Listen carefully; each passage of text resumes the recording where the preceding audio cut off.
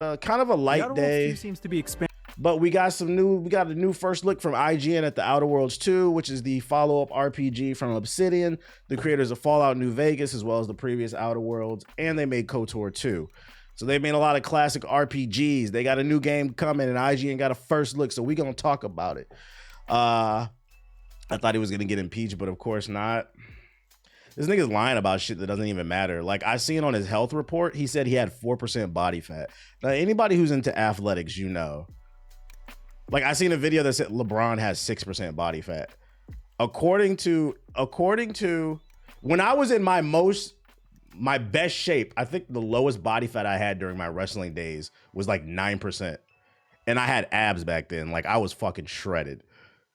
Like I said, I can look at somebody and I could just I told y'all, I said, that nigga's lying. They said on his health report he weighs 224 pounds. I said he weighs between 240 and probably 280. A report came out that said he actually weighs 287. I said, I told you, you could just look at him. But on the health report, it said he had 4% body fat. Bro, you would have abs. You're more shredded than LeBron. This y'all president. What you lying about? So I have a theory about why they lying on his paperwork, but I'm not going to get into that because that's conspiracy theorist realm. I'm not going to get into that, chat. But why would you, if you want to lie on your test, you know, get a B. Why are you going for an A+ knowing damn for sure you're not even worthy of that A+? But I have a theory of why they're lying on his paperwork, but I'm not gonna go too deep into it. Let's look at this goddamn Outworlds 2. Outworlds 2. Like I said, new RPG from Obsidian, creators of KOTOR 2, as well as Outworlds and Fallout New Vegas, which, fun fact for those unaware, Fallout New Vegas has one of the most annoying communities in gaming. They love to talk about it. Expanding in so many directions, and as part of our IGN First exclusive, consistent with North Korean propaganda, it is. RPG elements that'll give players deeper and more varied gameplay options. But now we're here to talk about worlds. These visuals look crispy. Regions across the different planets and moons I that make appreciate up your the journey super in chat, the twin. Outworlds. I guess dropping a super bag on a super nigga like me would be super appropriate for a time like this. Yo, shout out to Real Malone with the $5 super chat. He said, smash that like button. Hit the fucking like button, YouTube chat. This time around, they're noticeably bigger, but accurate. That doesn't always mean better. You know this ain't gonna be on no damn Director PS4. Daniel Alpert and Should I play the first one? I never finished it. Yeah, because the first one literally ends on a cliffhanger. So this would be a direct follow-up. It's not like an anthology series. It's the stories are connected. Or you could watch a summary on YouTube. But then I don't know if that does it justice. Because in this game, it's a choose your own adventure. So the ending you get is dependent on what you did throughout the game. It's really up to you. The rewarding exploration, creating dense environments, and thinking about level design this time around. And we dig into the trenches of Golden Ridge for a first look at one of the new regions you'll explore and what that could tell us about the open zones to come. What's the top 5 most annoying gaming communities? Bloodborne, Silksong, Fallout, and what else? I would definitely put Bloodborne in there. Fallout's in there. Fallout, specifically Fallout New Vegas, not Fallout as a whole. The New Vegas fans are fucking annoying to me. If you want to throw Silksong in there, you can, because I've seen people. Dragon Ball, Sparking Zeros last year was pretty bad. I'm trying to think what else. Elden Ring, no. Trying to think, like who out there is just spreading false gospel. Wukong was up there. Yeah, Wukong was up there. The Smash community, you might have to put Minecraft. I feel like the last two are interchangeable. You can pick what you want for those last two. Matter of fact, I feel like the only definitive ones I can think of off the top of my head is definitely Bloodborne and Fallout New Vegas. Y'all niggas are annoying to me.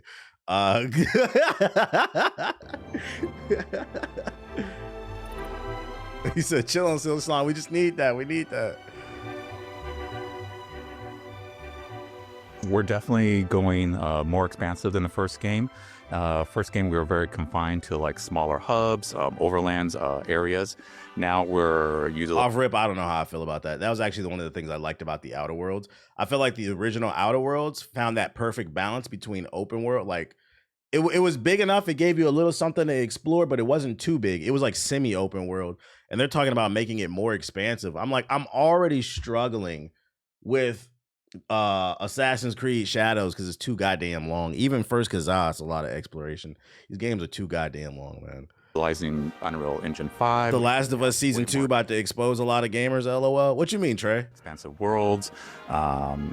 From point A to point B is a much larger territory that we can cover. Yes, I've played the Outer Worlds. I literally streamed the whole game. We have lots of little POIs and tinies that we can explore. Yeah, I mean, to piggyback on that, one of the very first things that we were targeting when we started the Outer Worlds 2 was to make these big, large, expansive areas. Really, it's what players kind of told us that they wanted the most. They changing up how they did the story. So, yeah, because they milking the shit. They've already confirmed season 3, and there's only 2 games.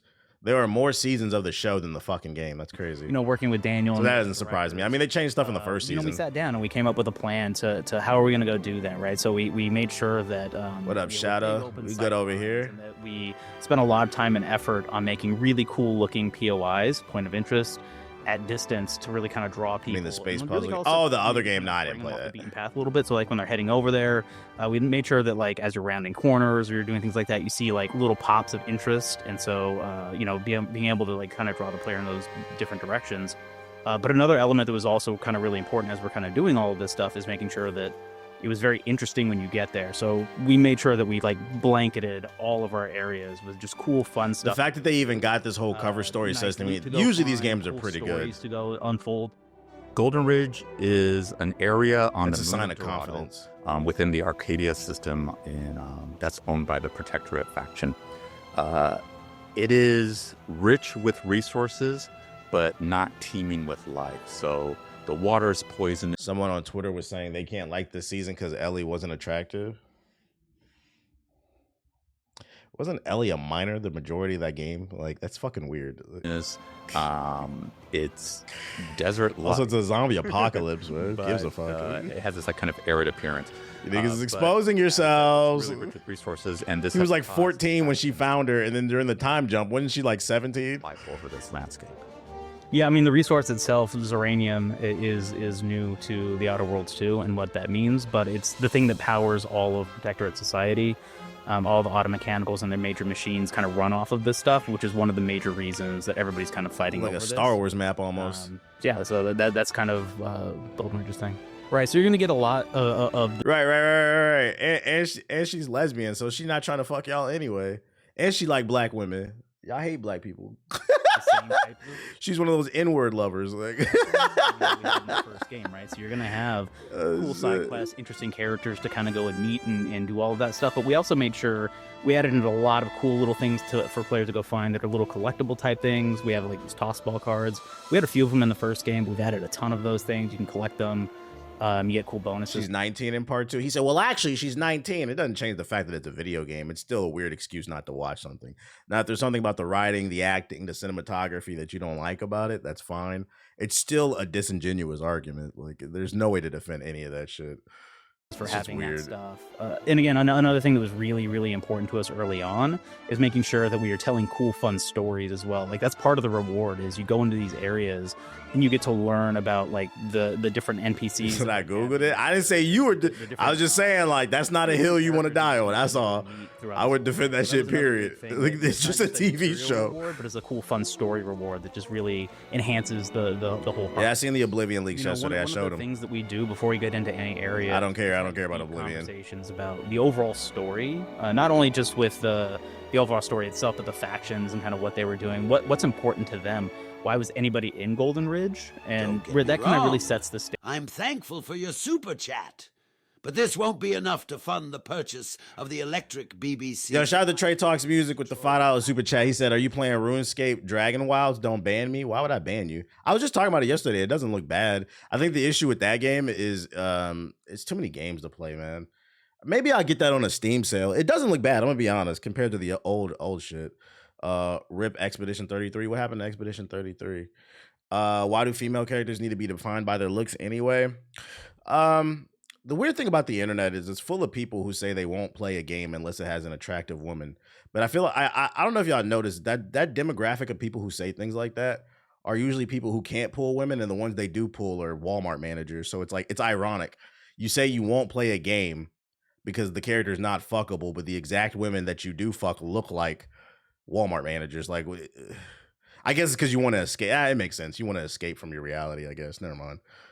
Like, you niggas not getting bad bitches. Shut up. We're like, okay, there was a fight here. Here's what they were fighting over. Here's kind of why this ended up in the way that it is. We want the trench lines here, maybe for gameplay reasons, but here's why it makes sense story-wise. And then what usually happens at that point is the pods, mixtures of area designers, narrative designers, environment artists, they kind of get together and really kind of discuss, okay, well, like, here's the broad level idea. How do we get to, like, the core idea of, like, what is in here? Now we on Expedition 33 over at Oblivion. Ah, okay. And that's usually how we kind of go through our areas and kind of set that stuff up. We intentionally design each of our worlds to feel different from each other. Right. Unique landscape every time you land on a new moon or a new area. I like that. So it should intentional level design. You come here and it's like, oh, it's a little bit more of the same. No, this is completely different from the last moonscape you just came from, and the next one you're going to be visiting is completely different as well. That said, like, one thing I think that is going to really pop to people when they first get in there, and it would be super noticeable, is we have these big open areas, and Golden Ridge may be like the most open out of all of them. I mean, it's gonna be what Starfield should have been. If that's the case, the original game kind of gives you a cool feeling of, like, man, this is a world I can go and explore, and you can see again all of the nooks and crannies everywhere, lots of cool things off in the distance to just, like, yeah, I'm gonna go see that thing. I think that's going to show up almost immediately. I think, I won't get into what happens at the beginning of Golden Ridge, but there's a big state change in the area that where you first get over there, it's going to kind of blow people away, and it's going to make them, again, really want to go and investigate what's happening. I just hope, because they keep talking about how much more expansive this version of the game is going to be in comparison to the previous, I just hope that it's worth exploring, man. I don't want to be on a big-ass map full of trash and there's nothing. I hope there are cool characters. Like, I feel like the way you craft a world that's worth exploring is some of the best content only comes from you exploring. Like an example being, like, when I found the Moonveil. Like, I found the Moonveil in Elden Ring just exploring, and I went into a cave, and I ended up getting one of the best weapons in the game. That shit was fun. It felt rewarding. Now, I'm not talking about now if you play Elden Ring, because most of you niggas be looking up best builds on YouTube. But back when the game first came out in 2022 and there were no best build videos, you had to go around and look, and the game rewarded you. So, like, that's my main thing with a lot of these open world games. It just feels like they're just big for no fucking reason, bro. And I hope that it rewards you. I haven't played the first one in my backlog, but I'm interested. Play the first one because it ends on a cliffhanger. And all of that stuff, and you see that I Google best builds. Yo, bad. What the players see, big events that are happening pretty early to get them kind of exploring how I found the Bloodhound Fang in Elden Ring, and it felt rewarding. We have Zyranium Labs. Zyranium, oh sweet! Mining facility. So you kind of get tunneled in through an elevator, and you open up, and all of a sudden it's like a huge kind of environment, but within a confined space. We're able to kind of get that feeling of almost epicness, but in a way that is still very explorable. Player doesn't get. I didn't know you could beat the first game in 15 minutes if you choose a certain path. You can. I didn't know that either. Goodies along the ways. Well, again, I think a lot of what we're doing when we're building, is that an enriching experience, is we have a defined path that we want the player to go through.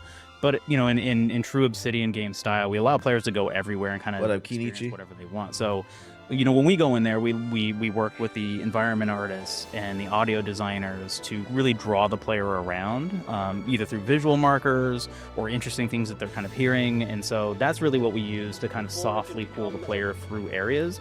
But again, we know pay attention to your environment. Put the most interesting elements in the spaces that we want them to kind of walk to and walk towards. We have this like decorative Art Nouveau touch kind of over everything, but we nailed exploration and Avowed. I forgot they made Avowed too. I'll give them Avowed too. People who played it seemed to really like it. I didn't play it. I wasn't interested. But I forgot they made that shit. Damn. So kind of ground our technological reality as if it was still constructed in the early 20th century. With this, we're able to like kind of pull from areas of like the late Old West to almost World War I-esque items and imbue the areas with like these like little touches. Too many games out. Kind of goes through. Wearing me out. They'll notice like a trench warfare line that is reminiscent of World War I. And if they go like a little further into like a town, they'll still kind of have that frontier colony vibe that we wanted to hit, not just with game 1, but also We need more AA games. push Obsidian further put out into- 2 in 1 year. These aren't AA games. These are AAA games. Cut it out. Outer Worlds 1 was 100% a AAA game, and this is too. And so is Avowed. They are 100% AAA games. I think the cool thing with the setting in general is everything is very analog. Everything is very clunky is not the right word, but everything has like meat to it. You know, Outer Worlds 2 sleek and small. Yeah, and I think that's Obsidian's really a cool when AAA you developer. see These niggas made KOTOR 2. Like, they made Fallout New Vegas. What are you talking about? there's lots of huge wires and pipes that come in and out of things that kind of show almost the internals of like how these things work. I think it's a very interesting thing, and we've kind of doubled down on that, and you can see that in a lot of our areas as well. Well, I'll tell you a couple quick advantages of using Unreal Engine 5. One, we had limitations before with how many people can work Yeah, for that new within a Ninja certain Gaiden, area at a facts. time. That's been way more. The new free-form Mafia does now look fire. to utilize What looks fire about it? Did I miss the gameplay reveal or something? the engine. So multiple people, designers, artists can be working that same area at one time without having to collaborate on top of each other. But Do you think the greatest Obsidian's up there with advantage has Respawn? been just Personally, no. the But I think that's more globalization, biased. If you wanted to argue combining, for that, I wouldn't be against it, though. just being able to see and iterate on areas really fast has been The a Woken. game changer. Being able to quickly iterate is like just tantamount to like exploring creativity in a game like, especially like the Outer Worlds. If something just doesn't feel right, So is this not coming to working PS5 right, even though it's owned by quickly Microsoft? That's a good question. I do not know. change You can Google and that. see it in real time and play with it, and then get feedback from our game directors, our design directors. I'd love to see you do a and developer tier list. Just run with it. The problem with a developer tier list is there's so many fucking developing studios. Like, getting a list together would be crazy. Daniel and Brandon are just a few of the folks who are making the Outer Worlds 2, and in the coming weeks, we'll have conversations about the retuned combat Is this and coming to, revamped flaw system. And look out for our talk with Fallout OG and creative director Leonard Boyarsky about the It's on the PlayStation Store. Yeah, it's coming to PlayStation. Da-da-da. It's just, it'll be free on Game Pass. So, I mean, that's the advantage of owning it on Xbox. Or if you play it on PC too, because Game Pass is on PC. That's where I play the Game Pass too. China developers on the horizon, something like that. Too many games. I'm trying to juggle Final Fantasy VII Rebirth. What's Mario Mon? South by midnight and a full-time job. I need more hours in the day. Shit. Adding having a social life. That makes it even that like you're 1 or 2 free days right there. If you have a social life, that's gonna eat into one of them. Then you have no free time. Then you be trying to play games after work for like 1 or 2 hours, be falling asleep with the controller in your hand. Unemployed PS4 niggas will never understand. No jiggle physics. Get this woke shit out of here. Nah, facts. Get that shit out of here. Ubisoft is always 10 steps behind. What they do? Exclusive. Ubisoft is developing a new battle royale heavily inspired by Apex Legends. Only lame niggas say that shit. All right, this is breaking news. Insider Gaming has learned that Ubisoft is currently developing a new battle royale game that's heavily inspired by Apex. The game, which is currently under the project name Scout, is so heavily inspired by Respawn Entertainment's highly successful Apex Legends that it was once used as the thumbnail for the project. It's understood that the game has been in development for at least a couple years and will feature very similar characters to Apex, including a spin on Pathfinder, Wraith, Lifeline, and other characters from the game.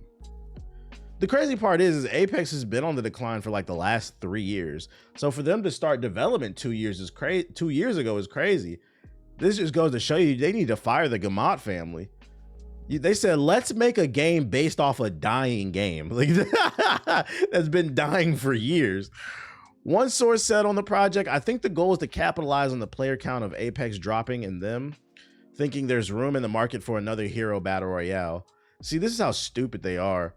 Part of the reason why the player count is dropping is people are just tired about BRs. This Hold money on, will go towards a 23andMe kit. I know I'm black, but I need a DNA test to reveal if I'm Taco Fall black or just Blake Griffin black. Yo, shout out to DX with the $20 super chat on YouTube. I appreciate you. He said, what up? Been watching the channel for years. Appreciate you carrying the culture. Don't Be Cruel was a classic. And we killed Radon today. No Mickey. Radon the consort. No Mickey. Shout out to you. Okay. And Don't Be Cruel is a classic. Shows Bobby Brown some love. I appreciate your super chat, big dog. Hit the like button, YouTube. How many likes we got on YouTube? You want to check on these niggas, man? Let's check on these niggas. Let's see. How many likes we got? We've had 748 total views, only 173 likes. We should have 500 likes at least. I don't care if you hit the like button with your tip. Fucking hit it. Get back to this shit. Ubisoft though. This is crazy. Like I was saying, part of the big reason why Apex is dying is the business model's ass, but then also people are just tired of BRs, and there's nothing you can do about that. Every good thing comes to an end. And this game was great. This game was great from like 2019 to like maybe 2021, in my opinion, maybe 2022. Like, I think I got tired of this game right after they removed, what was the 3v3 TDM mode they removed? When they removed that shit, I was like kind of over it. That kept me into the game, but they removed it and I was like, eh. And then they started making unnecessarily changes to the arena. They started making unnecessarily changes to it. It just ran its course, but it doesn't make, I will never call Apex a bad game. It's just a game that ran its course like anything else, man. And that's okay. So to say, oh, we can capitalize on losing the player count, you're under the assumption that they want to move on to another BR game. Who's to say they don't want to move on to Marvel Rivals? That's the new hot free-to-play game, bruh. Or a AAA game like the Outworlds 2 that we just mentioned. Interesting enough, though, the project seems to go against Ubisoft's own internal research team, who recently asked the question as to what's next after Battle Royale, while citing the decline in players across various Battle Royale games, including Apex. EA itself also admitted that Apex is no longer doing what it needs to do financially for the company, with CEO Andrew Wilson saying that the game will have a major update dubbed Apex Legends 2.0 in the future. As for whether EA can reinvigorate the franchise remains to be seen, but in Ubisoft's eyes at least, there's still room in the market for an Apex Legends style battle royale. This is crazy because they literally just took a major L off of XDefiant. The concept behind XDefiant was exactly the same. Call of Duty's failing right now, so let's create a multiplayer focused military shooter with different abilities that's going to be free to play, and we're going to try to eat into Call of Duty's market. And what happened? Black Ops smacked the fuck out of Ubisoft. It's crazy because Black Ops 6 is dead. Y'all got beat by a dead game. Didn't Ubisoft already have a BR already that failed? Yeah, Hyperscape. These niggas got beat by a zombie. This is crazy. Yeah, this game's DOA. I'm gonna call it right now. This game's DOA. This is one of the IPs that Tencent did not buy. I wonder if Tencent got a sneak peek behind this. I wonder if Tencent got a sneak peek before buying and creating that spinoff company. They were like, we don't want that in our portfolio. Hey, I'll try it. If this is real, I'll try it. Maybe they do something to innovate the formula to get us excited. But for now, I don't know about this news, chat. I don't know about this news. Ubisoft is not learning. Guillemot family needs to go. They need to go.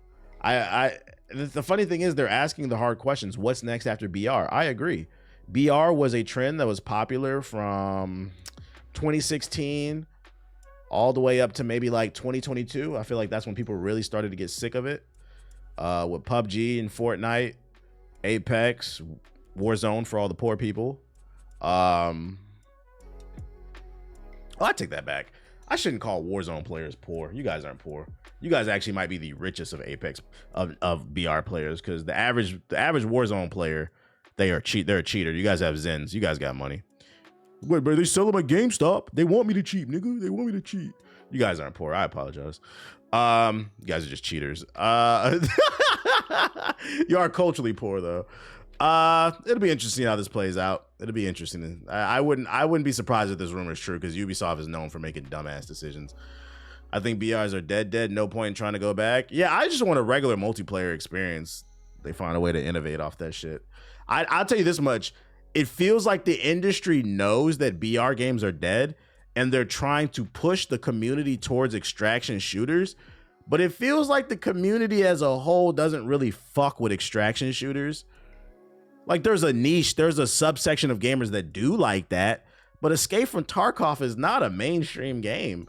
So that's why I don't think Marathon is going to be successful. Like, bro, we don't want to play fucking a $70 version of the Division's Dark Zone. Get that shit out my face. Just make a regular ass multiplayer game. God damn. Or focus on co-op. Can we get more co-op games? That shit is fun. Story-driven co-op games. I just brought Godzilla vs. Hulk #1 and Godzilla vs. Fantastic Four #1. Wait, Godzilla vs. Fantastic Four. That came out today? I didn't even know that was a thing. I knew Godzilla vs. the Hulk was a thing. I'm going to the comic book store after this, actually. I'm gonna look for that. That came out today, Nago? I was looking forward to reading that Hulk one. I heard Marathon was an extraction shooter and immediately exited the stream. It feels like I think the biggest problem with extraction shooters is there's like no point. There's no point to them. You go in, you get some loot, and then you go do it again. But like I don't really feel satisfied playing that shit. Jump ship sounds like a cool. Got to go to the comic book store too. I'm glad you said that. I think the Fantastic Four one came out a month or two ago. Oh, I'm gonna ask if they have it then. If that's old, because that's old. I'm gonna ask if they have it. All right. What else we got? Oh, here's why this is the title of my YouTube stream. The PS4 peasants are about to be upset. Also news from Insider Gaming. The PlayStation 6 Portable can definitely run PS5 games. That's right, ladies and gentlemen.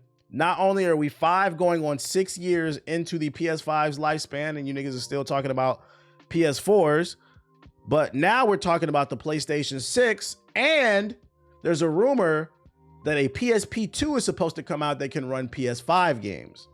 We might get a handheld PS5 before you ever touch one, nigga. Yo, shout out to Pepito with the sub. Listen up, PS4 peasants, come to the front. It doesn't matter how many times you drop down into Tomato Town, the world's gonna keep spinning.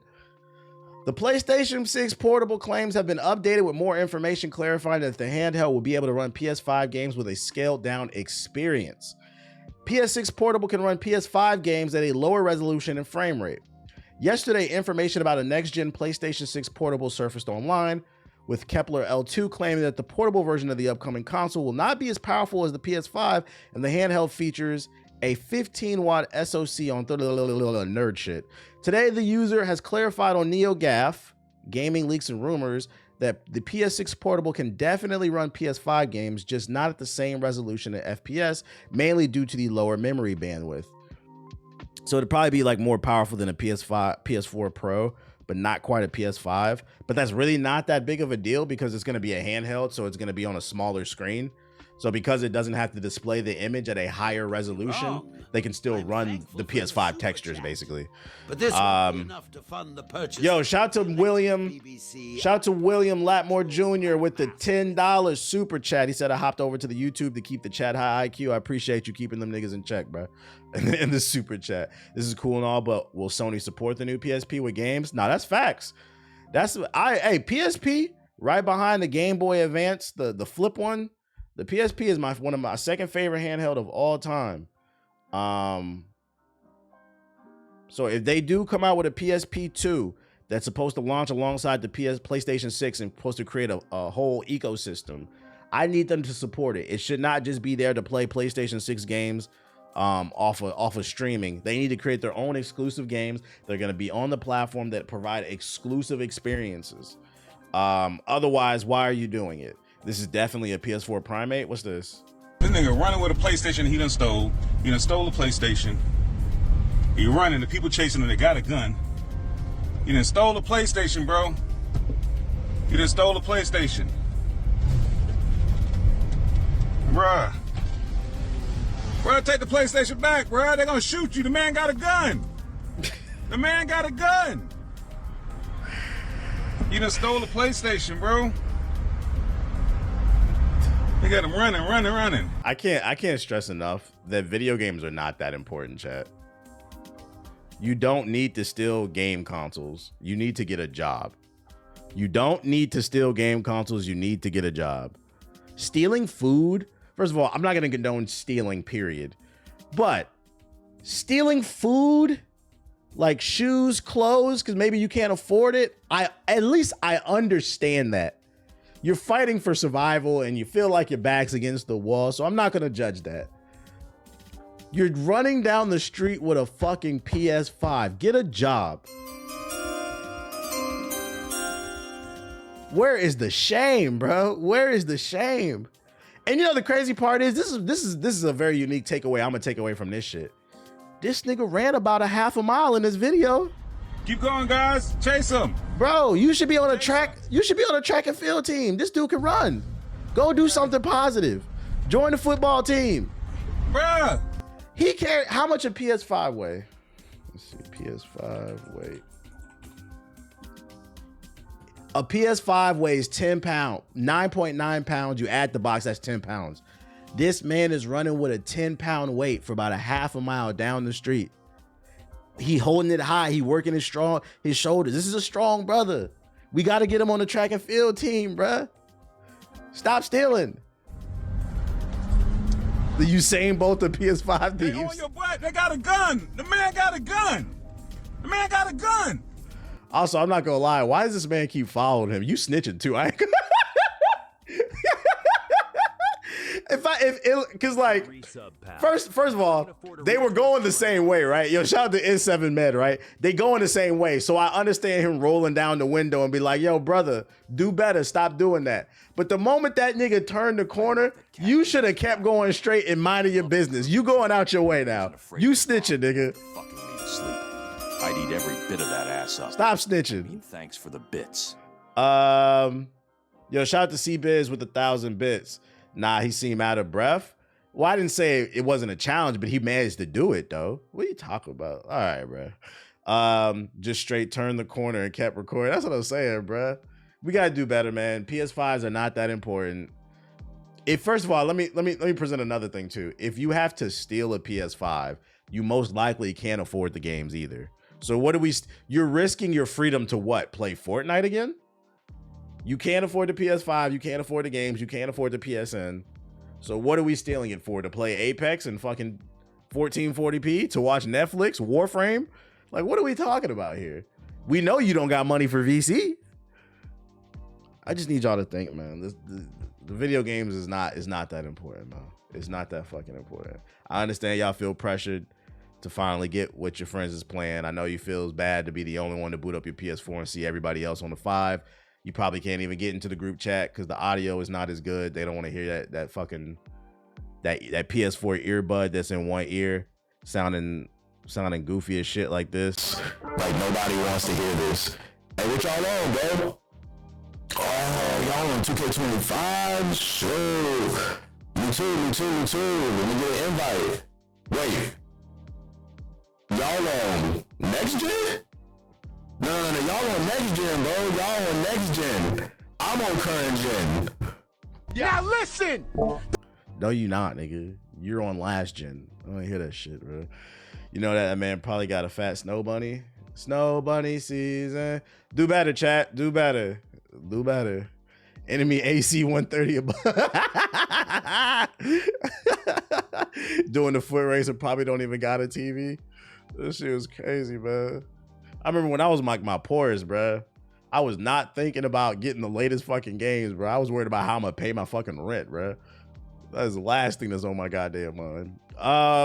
But yeah, no, that's the latest rumor about the PSP 2. That's why I titled the YouTube video that way. Risking life for a PS5. I'll never understand it. What you in here for, bro? I stole the PS5. Other news, Witcher 4 stuff. Professional monster slayers don't fall for the scams. Watch out for phony Witcher 4 beta test invites. CD Projekt fans warn. If you suddenly received an invite to a beta test for The Witcher 4 and been telling all your mates about it, I've got bad news. CD Projekt Red has just warned fans about a beta test scam that's going around, with folks being offered phony opportunities to play the game early. Hey, we get you might want to be believe that such thing was a real deal, even if it clearly didn't come from the studio. We're not keen to have to wait ages to play Ciri Witchering's Adventure 2, but you got to be smart. As a wise fellow once said, check yourself before you wreck yourself. Recently, we've been getting reports from some community members that have been invited to a beta test of The Witcher 4. This is a scam, according to CD Projekt Red's tweet. We've been taking the necessary steps to take this fraudulent messaging down. That said, if you receive any invites to or stumble upon news of one, we kindly ask you to snitch. So just be aware, there are beta invites going out for The Witcher 4. It's not real. And I'm not gonna lie, if you click that link and you sign up and somebody got your information, you deserve to get scammed. Let me tell you why. This sounds really mean to say, but you're fucking stupid.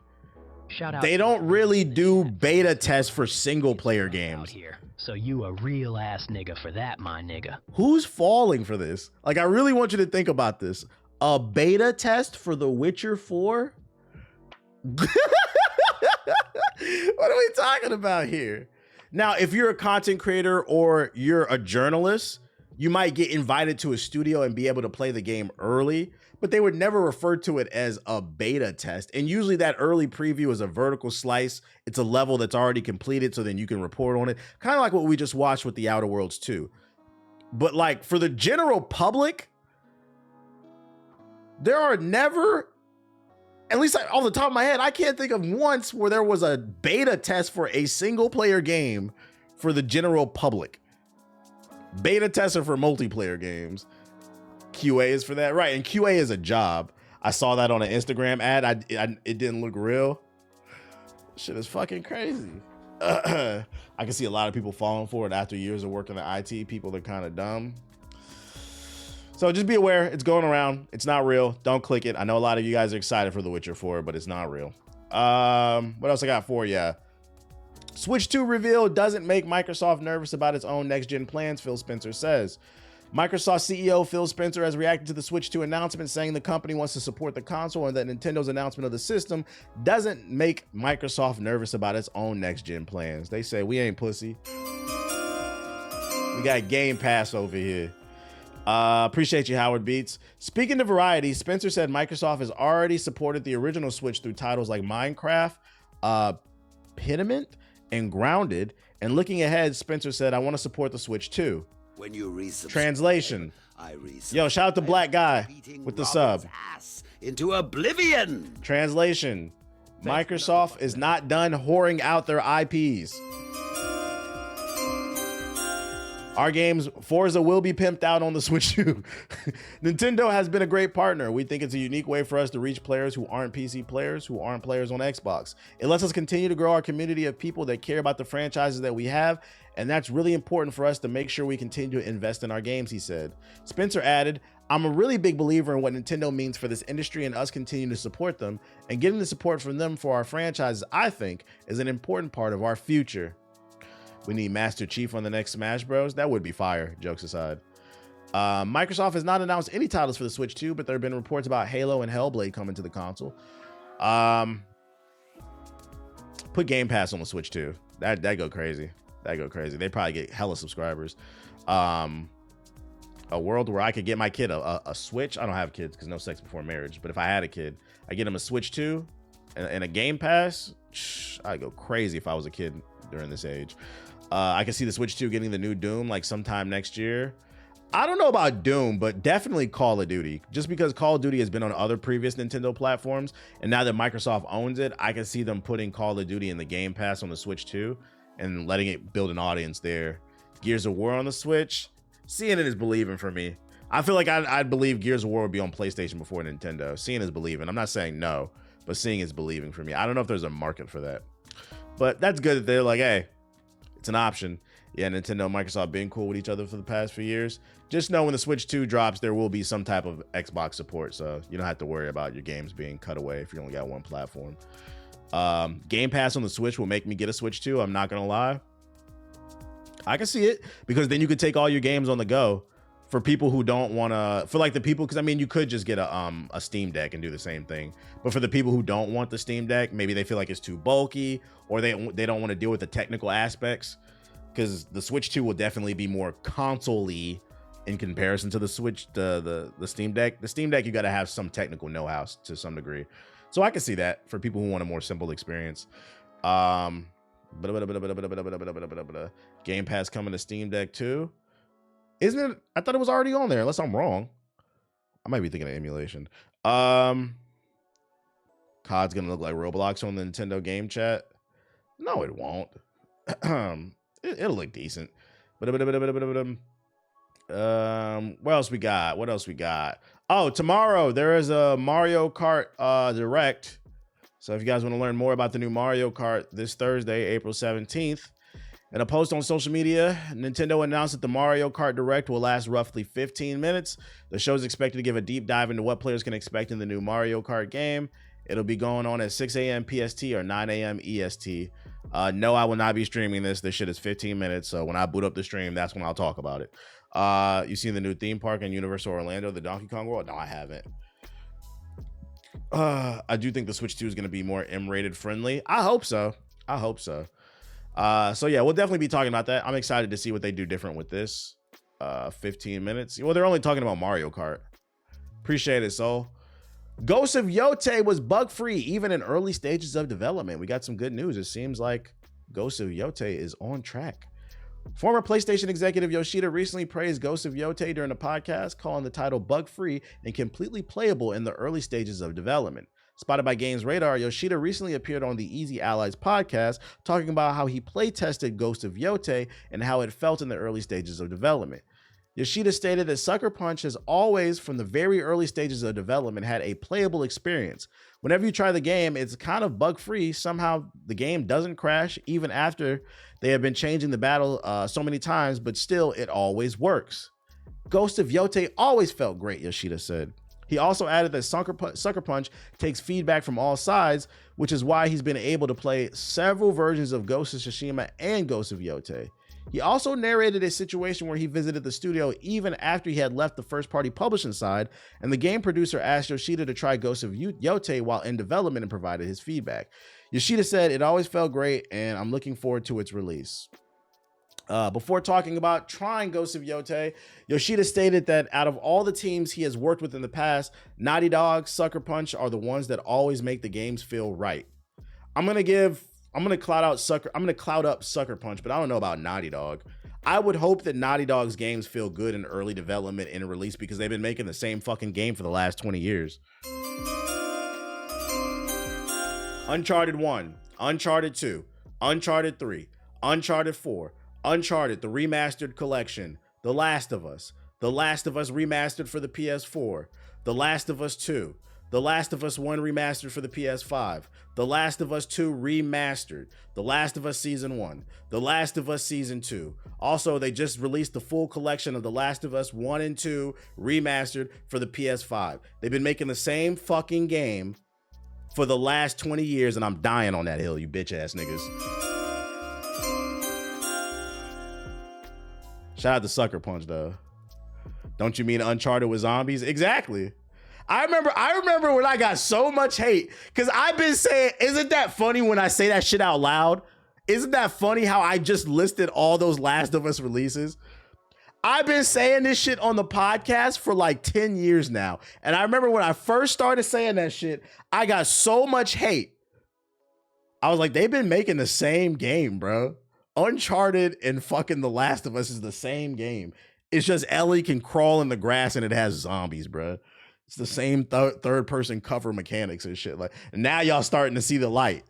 That's why I said when it comes to the Heretic, the Heretic Prophet, whatever that space game Naughty Dog is working on, Naughty Dog is on Fraud Watch. That game better be fire. Because I don't want to see Uncharted in space. Visionary at work. I got so much hate in the comments. Me and Ethos been both saying that. It's funny to see the chat flipping, like y'all are starting to agree. Be like, yeah, they kind of have been making the same fucking game, dude. Like, when you first started saying it on the GI podcast, I've been saying that shit for like 10 years now. I think it was around the time of Uncharted 3 I first started saying it. Around Uncharted 3 and like Last of Us 1. I was like, they've been making the same game, guys. I don't know if you guys know this, but I think people love those games so much. But I think The Last of Us has really left a bad taste in people's mouth. I just thought about, is The Last of Us even that good? It had to be 3 or 4 remasters. Like, why do you need all those remasters? But shout out to them. The reason I wanted to bring this article up though is it's good to hear. It seems like Ghost of Yotei is probably on track to release either later this year or 2026. I don't know when it's supposed to come. I think it's supposed to come out this year. The fact that he's saying it wasn't buggy in early development is a good sign that they're optimizing the game and it's ready to go. That's what we need, baby. In your case, you lived long enough to become the good guy, right? Yeah, I was a diehard Uncharted fanboy for a long time. The games are all right, man. They're all right. If they remaster the Infamous games, I won't be mad. Nah, they need to make a new Infamous. We need more Delson Rowe or a new character. I'll take Fetch. You want to know the wildest part? The Last of Us 1 and 2 or on PS Plus for free. I hope I beat Shadows by then. Yeah, I hope so too. Ubisoft said the game is smaller. It don't feel like it, chat. Either Ubisoft lied about Assassin's Creed Shadows being smaller than Valhalla, or I'm just getting old. Maybe both. Deeply appreciated. This money will go towards a 23andMe kit. I know I'm black, but I need a DNA test to reveal if I'm all black or just. Shout out to Kane Snow with the $2 super chat. He said Ghost may be bug free, but is it woke free? Shut the fuck up, really. Ghost of Yotei may not have any glitches or bugs, but it's got women. How about that?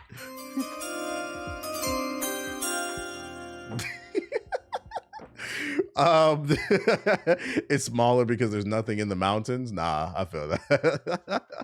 The Last of Us, perfect. PS6 exclusive, I'm calling it now. Yeah, I talk about the PSP too. I'm 56 hours into AC Shadows. I don't think it's smaller. Yeah, I got a crazy amount of hours too.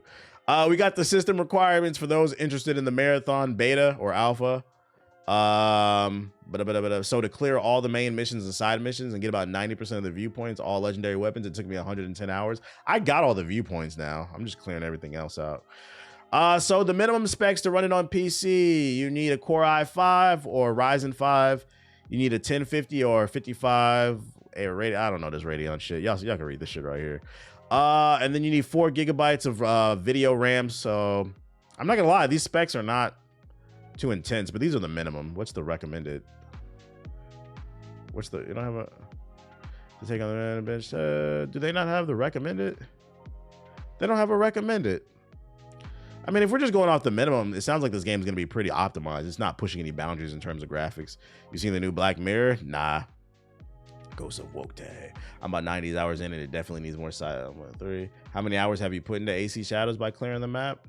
I had between like 30 and 40 hours on it. I'm level 42 the last time I played. Last time I played was this weekend. I usually play it on the weekend when I don't stream. That's like my chill game. So yeah, there you go if you're interested in it. And fun fact, Death Stranding 2 will feature an easy mode. If carrying boxes was too difficult for you being a UPS driver, Death Stranding 2 will feature an easy mode that allows players to skip boss fights. Let you read about them instead. I'm not gonna lie, at that point you might as well just not play the game. Absolute Martian Manhunter is fire. Check it out. I have it. I work at Amazon. GM came and told us they're working hard to make sure tariffs won't affect us, but they said they won't hire people for the summer. Well, of course they're not going to hire anybody. But saying we're working hard to make sure it doesn't affect us, it's going to affect everybody. You can't stop it. That nigga bumped it up to 245%. We're too reliant on their cheap labor. And you know the crazy part is, I thought about this morning when it comes to these tariffs.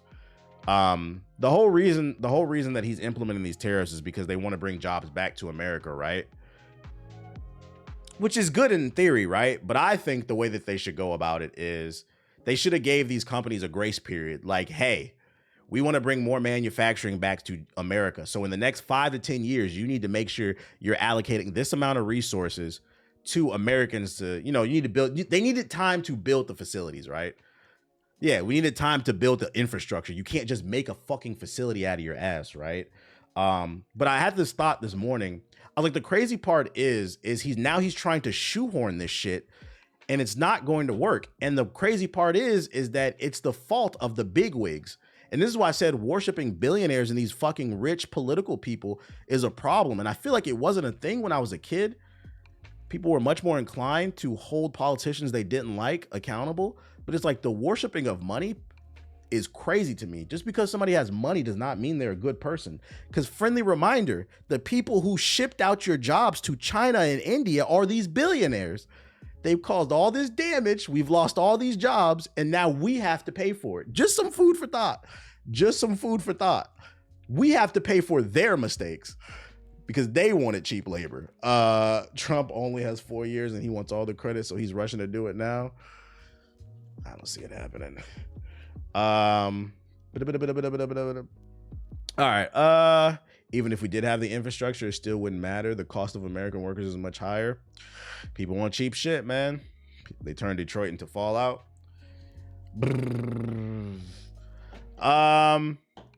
Detroit's been Fallout for a while. What are you talking about? Let me stop. Doom. Here's a limited edition Doom Dark Ages console. If you're into this, it's coming. I don't know. I don't really care about this shit. I don't really buy limited edition consoles, but it's coming if you want custom art for the game or whatever.